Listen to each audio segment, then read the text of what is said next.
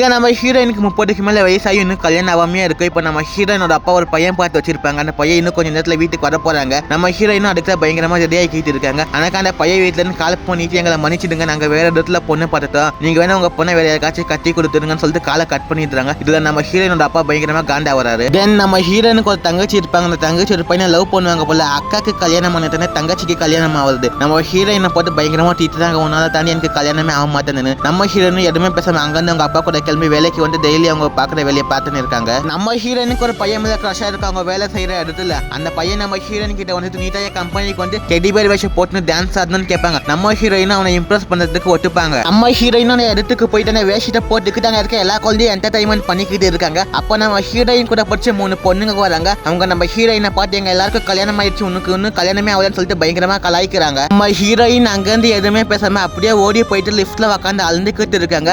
அந்த நேரத்துல லிஃப்ட் உள்ள யாரும் வர மாதிரி தெரியுது. நம்ம ஹீரோயின் அந்த டாலோட மூஞ்சி எடுத்து போட்டுக்கிறாங்க. லிஃப்ட்ல நம்ம ஹீரோட்டா வந்திருக்காரு. நம்ம ஹீரோயின் போய்கிட்டு இருக்கும்போது லிஃப்டோட இடத்துல ஸ்டக் ஆகி நின்றுது. நம்ம ஹீரோவுக்கு லிஃப்ட் உள்ள ரொம்ப சூடா புழுக்கமா இருக்கு போல. ஃபர்ஸ்ட் ஷர்ட்டை கழுத்துறாரு. நம்ம ஹீரோயின் எதுவுமே சொல்ல மாட்டேங்கிறாங்க. அதுக்கப்புறம் பேண்ட்டை கழுத்து மொத்தம் நம்ம ஹீரோயின் நான் பொண்ணு தான் சொல்லிட்டு ஓப்பன் பண்ணி காமிக்கிறாங்க அவங்க மூஞ்சி. நம்ம ஹீரோவும் ஃபர்ஸ்டே சொல்ல மாட்டேன்னு ரொம்ப பயங்கரமா திட்டுறாங்க.